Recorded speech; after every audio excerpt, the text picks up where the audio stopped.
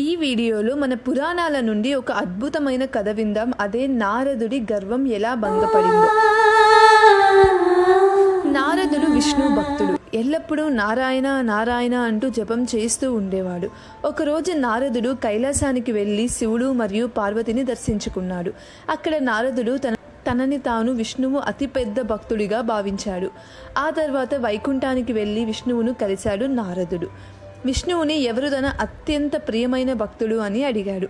కానీ విష్ణువు తన భక్తులందరినీ సమానంగా చూస్తానని, ఎవరిలోనూ వివక్షత చూపించడు అని చెప్పాడు. నారదుడు మరీ అడగడంతో విష్ణుమూర్తి భూమి మీద ఉన్న ఒక రైతును చూపి తనే నా ప్రియమైన భక్తుడు అని అన్నాడు. కేవలం 3 సార్లు మాత్రమే మీ పేరు తలుస్తున్నాడు కదా, ఎందుకు అని అన్నాడు. అందుకు విష్ణుమూర్తి నారదుడికి ఒక పని అప్పగించాడు. విష్ణువు నారదుడికి పాలతో నిండిన గిన్నె ఇచ్చి దానితో భూమి చుట్టూ తిరగాలి అని చెప్పాడు. ఒక్క చుక్క కూడా పడకుండా చూసుకోమని ఆదేశించాడు. నారదుడు పాలు పొంగకుండా చూసుకునేందుకు చాలా కష్టపడ్డాడు. చివరకు విజయవంతంగా తిరిగి వైకుంఠానికి చేరుకున్నాడు నారదుడు. విజయవంతంగా తిరిగి వచ్చిన నారదునికి విష్ణువు ఈ విధంగా ప్రశ్నించాడు. నీవు నన్ను ఎన్నిసార్లు తలుచుకున్నావు అని. నారదుడు ఒక్కసారి కూడా తలుచుకోలేదు అని అన్నాడు.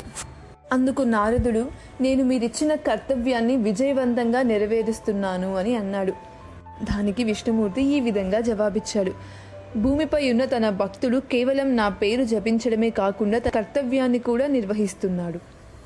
నారదుడు తన అవివేకానికి పశ్చాత్తాపపడ్డాడు. నిజమైన భక్తి అంటే ఏమిటో విష్ణువు తనకు చూపించాడు.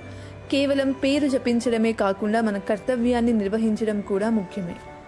ఇలాంటి మంచి మన హిందూ కథల కోసం వెంటనే మన కథల ప్రపంచాన్ని సబ్స్క్రైబ్ చేసుకోండి.